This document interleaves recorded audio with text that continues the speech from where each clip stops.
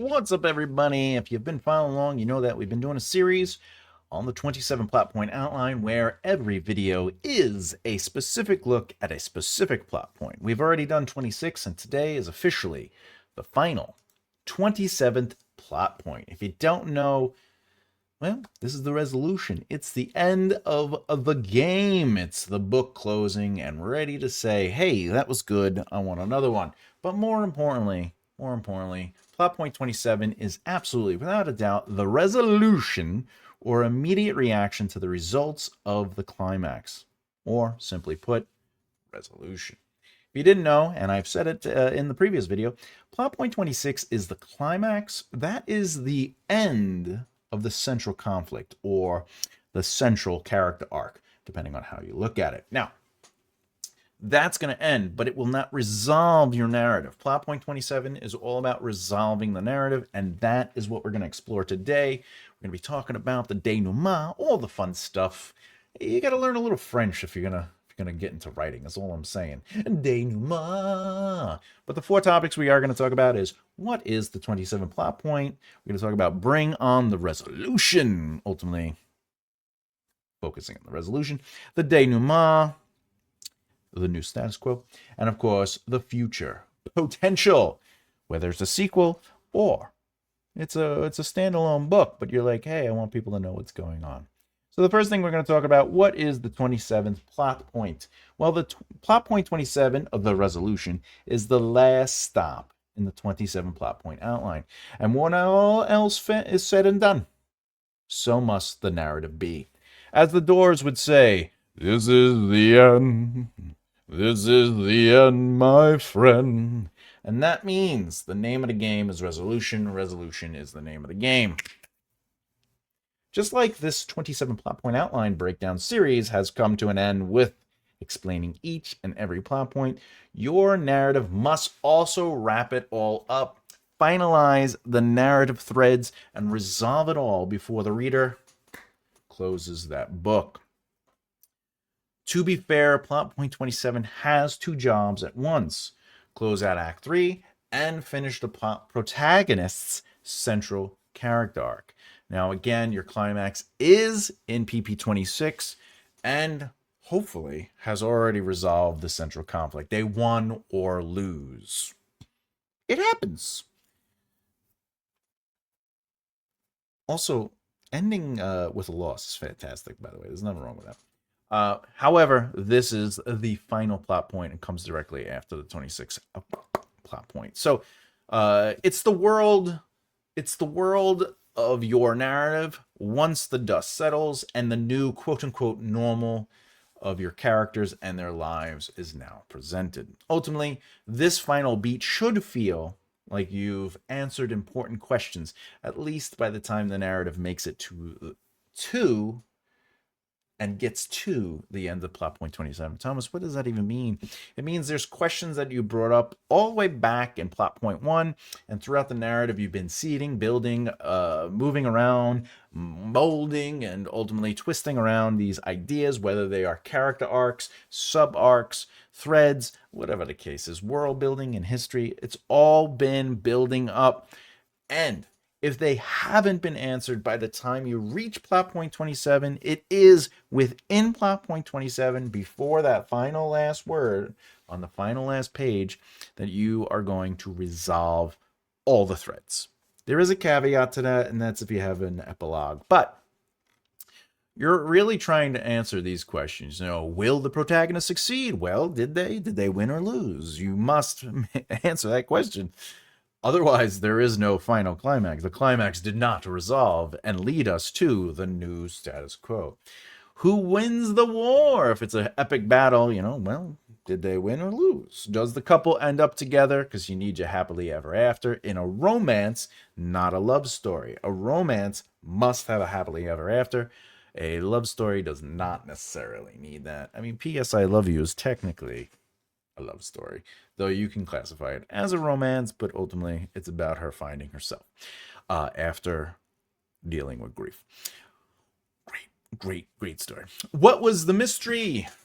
What was the mystery's answer? Well, Bob did it. We have to know that Bob did it, or what's the point of even following the mystery? My point is basically, did you wrap up everything that was set up, and are you showing the reader the final full resolution of your narrative? Which brings us to bring on the resolution. Yeah. Loose ends. Loose ends. Anyone? Anyone? Loose ends? Nothing? Nothing? Just saying. If at this point you still have loose ends, do some squats. See what I did there? But if your narrative has loose ends by PP 27, it's time to wrap those bad boys up. It happens, and it's absolutely okay, by the way. If you do not wrap up all your threads by plot point 26, because ultimately plot point 24 is the convergence. That's where you want like major threads, or at least at most the or minimum, I should say, the minor threads. You want kind of like converged and wrapped up, and anything else that affects the central conflict, you kind of want to. That's fine, but there's going to be times when you don't wrap everything up, and it's just because the narrative is not allowing for it. And remember, you're serving the narrative anyway, but the point still stands. It is here, and sometimes the epilogue, but it is here that you want to wrap up anything that is narratively important. It's so, again, it does happen, and it's absolutely okay. But the end of your narrative does need to make sure every narrative thread is finalized. Okay. Hold on. Before you say anything, before you get worried, you're allowed to keep some open for a sequel or future novel. What am I talking about? Well, you do have to wrap up all narratively important threads within the book you're writing. Basically, if characters found an interest in something or there is a focus on it, that thread must be closed before the final page of your book. The final page of your book. Bear in mind, unless you're thinking of an elephant right now, see what I did there? But bearing that in mind too, if you want a narrative thread to move into your next book, or you're crazy and you're like, hey, this is going to affect book 8 books away, so be it. But think of it this way. You can wrap up and close a thread of an idea in the book you are currently writing, and then you can explore it as a new status quo in the next book. The point is, you have to wrap up ideas that are at least focused or have intent, and make sure nothing is left open. Anything else that is seeding potential futures, that's fine. You can mention ideas as long as they are not focused or shown intent in the main direct narrative. You just got to be careful with that. I will say, how have the characters changed? What is the emotional payoff? By the end of the book, by the time the book is completely finished, you have no pages left. It's done. No more words, no more sentences. Basically, you have to show the readers the consequences, and these are things you're thinking of. These aren't the only questions, but they're ultimately, basically, what is the consequence of the climax? Have the characters change because the climax happened, whether they win or lose? What is the emotional payoff? You want to make sure that we are seeing the new world, ultimately the new circumstances or new status quo of what they went through. The crucible. All right, there is such thing as a flat arc, but even in a flat arc, the world around them changes. Other characters might even change. This is because ultimately readers will need a sense of release, justice, tragedy, hope, irony, or ambiguity. You got to establish that final tone, that happy ending, the bittersweet taste of loss, tragic, most likely, open-ended, twisty, etc., etc. That was a lot. These are not all the things, but I'm just saying, you have to keep that in mind. If you don't know, resolutions are important. Pride and Prejudice, for example, Jane Austen, a fantastic new author. I think she's going to be big. The resolution shows Elizabeth and Darcy, spoiler alert, married, the family scandals resolved, and the social order restored with everyone in their proper place. All these things have intent and focus, and therefore they are resolved. If you haven't heard of this small little story, brand new, epic fantasy. I think this guy's going to go places too. But after the ring's destruction, which is indeed the climax in plot point 26, the resolution includes, in the book, the scoring of the Shire, which is basically the Shire's under attack and they have to defend it. The heroes return home, or at least a sense of home, and the final departure of the elves and Frodo, basically showing the cost of victory and the passage of time, because ultimately everything has changed in a sense. The evil is true. Also, not every story has a neat resolution. Yeah. Modern and postmodern fiction often use ambiguous, open, or anti-resolutions. For example, The Sopranos finale, under great debate, did so. Don't stop believing. Hold on to that feel. It stopped. Everybody was like, TV, stop. Anyway, many novels do this as well, where loose ends are deliberately left untied to provoke thought. Yeah, who wants to think? I'm just saying. Give me my popcorn stories. Just kidding.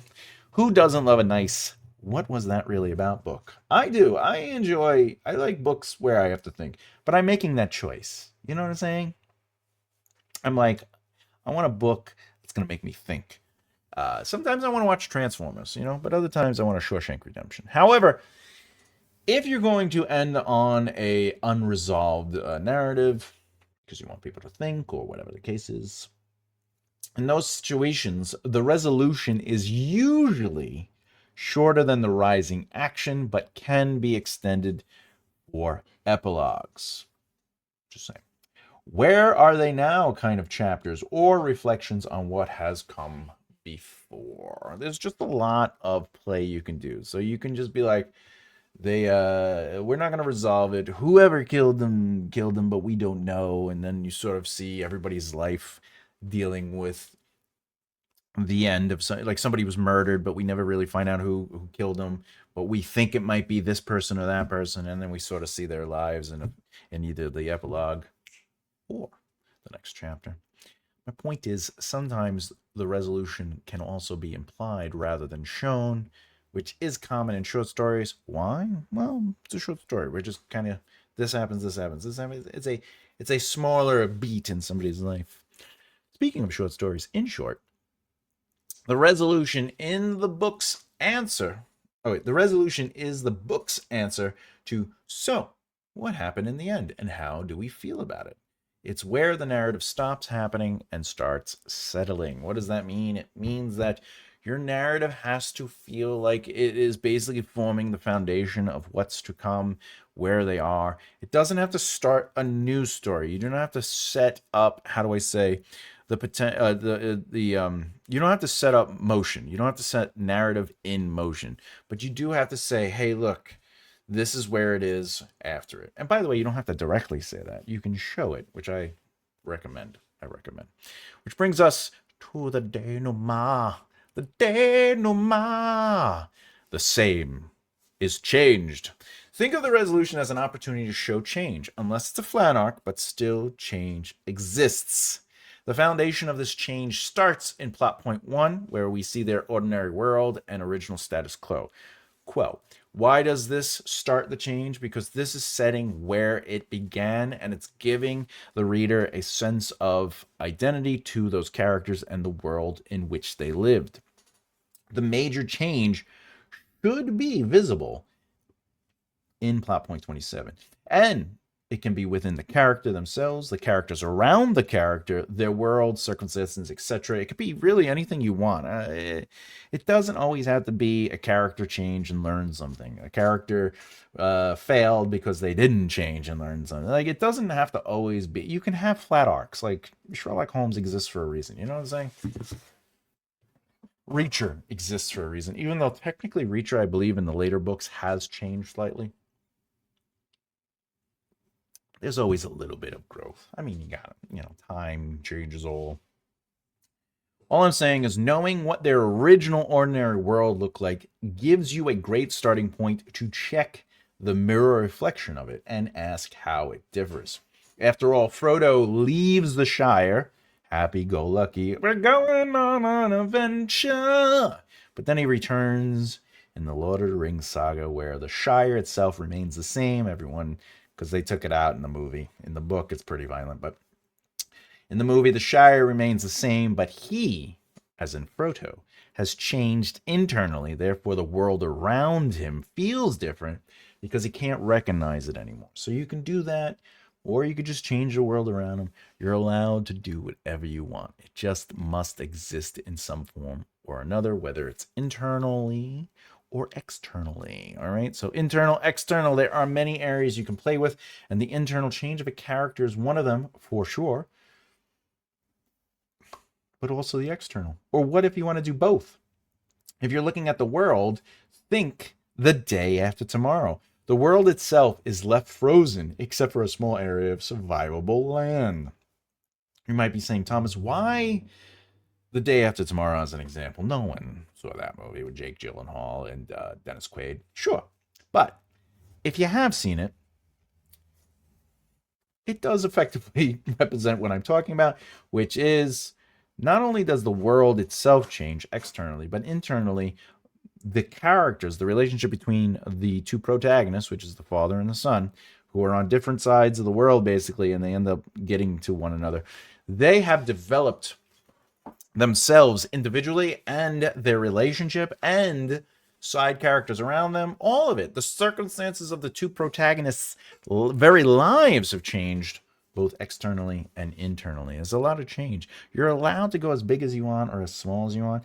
But believe it or not, one of the things I really like about studying film to help me with a long form narrative is that I'm studying narrative itself. And the philosophy of it all feels bigger than it is. We can definitely dissect and look deep into the results of what we're seeing on the page or on the film. But oddly enough, sometimes the curtains are just blue. You know, sometimes there's not a lot of thought into it. It just exists. But again, I'm telling you that the relationships have changed with the father and son. I'm telling you that their circumstances externally have changed. Obviously, the world is frozen over, but they themselves live in their own world. The way they deal with relationships. One kid's from school, one kid's a scientist, right? They don't always appear drastically different, but that doesn't mean they aren't. And that's whether you like the movie or not. In storytelling, some of the greatest writing is invisible. It's just you still feel it, and it is subconscious, and the characters are different. And that's something to be aware of when you're writing and working. All I'm saying is make sure your resolution resolves the central conflict, but also ensure that the truth of plot point 27 shows how things have indeed changed. What have stayed the same, if so, and what this means moving forward for the protagonist. Which brings us to the final point, which is the future potential. This is my favorite part about narrative, is that we want the reader to be like, it's resolved, it's self-contained, even in a series, a saga, or, there's 32 books in the saga, whatever, it doesn't matter. Every book should feel self-contained. Every resolution should feel self-contained. But whether it is a standalone book, a series, a saga, a duology, whatever, it doesn't matter. Every book should still have a sense of a future potential, meaning that when we close this book, the lives are going to go on despite the fact that we are no longer reading about it, okay? With that said, resolutions are one part of your job as a storyteller. The second part is to give the reader a peek into the future potential of the characters they hang out with. Why? Because tomorrow never dies. But it could if the future potential suggested it. That's all I'm saying. Does that mean you have to start a new story? No. It means that you have to present enough information to infer what's ahead of them. For a romance, the two end up together after a proclamation of love, and thus the ending is seeding their happily ever after, because every romance needs an HEA, happily ever after. But we're not shown or explain what that might be. Meaning the last chapter or chapters are not going to say this is what they are going to look, this is what their future is. It's just giving us a sense that they're going to work out. They're going to be okay. But in a fairy tale, you might just see the prince and princess get married, and it's like, and they're kissing, and it's like a celebration, and then we're fading out, and it's whatever, and then the credits are starting to come up, and all we're getting is the marriage. But that is still the sense of a happily ever after, because it's presumed that these two people in love, because they just got married, and it's a fairy tale, are going to guide the kingdom together, and they're going to be together, etc. It's just presumed. But again, they're not explaining it. It's just, oh, they got their happily ever after, they're married, they found love, and of course, wealth. James Bond, on the other hand, James Bond's ending suggests that he'll live to die another day. Well, unless you only live twice. Then again, sometimes you just have to live and let die. Okay, I could do that all day. My point is, we know,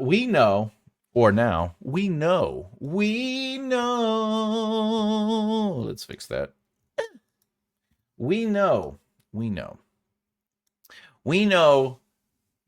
James Bond will continue to bond tomorrow and the next day, and so on until the cash machine runs dry. The future potential is simply the narrative beat that reveals the world after and gives the reader a sense of what's in store for the protagonist and other characters. Bond is going to be Bond. He is a super spy. He finishes one job and he continues on to the next. Sometimes the epilogue and or the end of the book is sort of like the climax happens, and then like the next chapter is, all right, M, I did what I had to do. And it's like, well, what are you going to do? Take a vacation? No, I got more I have to finish. And like they'll open up like a briefcase or a phone, and it'll be a case, and like, we're going to take care of this. And it just gives you a sense this is his life. He literally has a case, solves the case, or whatever the case is. And then once it's done, his job is to keep going. Ultimately, their new status quo, whether it's Bond or a fairy tale or what have you, maybe it's Dan Brown's Robert Langdon, the new status quo should also help to set this up. Did the two lovers end up together? Did the chosen one fulfill their prophecy? The point is, a new status quo is important. It's important to show a contrast between their current world and their ordinary world from PP1. Basically, you have to show how the journey has permanently changed the protagonist and their environment. He was always dead, if you're looking at, The Sixth Sense. Or is it implying the beginning of a beautiful friendship? That one I'll let you think about. What is that from? Simply the beginning of a beautiful friendship. It's a little deep dive. All right. Sequels. By the way, this isn't the same as setting up a sequel, but you can have both a potential future established and set up a sequel, but they are not the same thing. A sequel is usually set up in an epilogue, giving the actual 27 plot point narrative its own space to breathe, develop, and resolve with a look-see into their future potential. After the narrative is nicely wrapped up, you can pop a peek at what's to come by setting up the sequel in a fun but short epilogue. So to clarify, setting up a sequel and a potential future is not necessarily the same thing. The potential future is giving a sense to the reader that their lives are going to continue beyond this. Setting up a sequel could literally be a simple line. It could be somebody getting a briefcase and opening it up and go, there's always more to do, right? That sets up a sequel. But if that's a standalone book, you are also presenting the potential future, meaning this is their life. You're establishing pattern. All right. But you don't have to set up a sequel or a sense of a sequel to create a future potential. Again, it could just be they got married, fireworks, and they drive off into the sunset. And that is still representative of a potential future. All right, there you go. Subscribe, as always. If you want to learn more about writing, please subscribe to my channel and hit the bell icon so you don't miss out. Feel free to check out all of my other videos for advice on writing. If there are videos you want me to do, I don't know. If there are videos you want me to do or there's something you want me to talk about, just let me know in the comments below or email me. Go to makeawritelefthere.com. You could just send me a message and just be like, hey, can you do a video on this? Or there's some stuff that I'm not too familiar with or I need help with. Can you do a video on that? Remember, I do lives every Saturday and Sunday, 2 p.m. Eastern Standard Time. So you could join us for the live. You could ask questions. You could talk about your own book. You could, whatever. You could generalize. You could ask questions about what I'm doing. I do real-time examples of writing. Sometimes I analyze, break down, I edit. I do a whole bunch of stuff on Saturdays. And then Sundays is write a book with me from concept to completion. If you didn't know, I also have a whole bunch of other stuff going on, but I don't want to do the whole spiel or run the video, but I do have books available. Go to makeawritelefthere.com. I have books on how to write, how to outline, how to be successful within the industry itself. And of course, I do have epic fantasy books and noir. This is not the cover, it's just something to look at. But the point is, you can go right over to Patreon, go to makeawritelefthere.com, and then you can file the links. Check it out on Patreon. You could read the books. I give exercises. I talk about the process. And ultimately, you get to see the zero, first, and third draft of the epic, and you get to see the zero draft of the noir. More importantly, remember, you got to bloop that beard and bloop that like button. Why? Because there's an algorithm thing. And YouTube is like, hey, how's it going? By the way, if you want to, you can join the membership, the YouTube membership. You could join Patreon or Substack. And ultimately, you could watch my video course, which is how to write a narrative. Again, how to write a narrative. Right now, it's at like 10 videos. I think the 11 videos going up Thursday, which is tomorrow. With that said, I must also state that there will be many more videos to that, and then there will be another series that I record that are only available to people who pay for the membership. If you don't want to pay for the membership, but you're like, I love supporting this channel, just share the video. That's it. All right. I guess we're done today. That's it. I'm Thomas J. Bellezza. As always, keep developing the right mindset. I'll see you next time. Bye. Bye.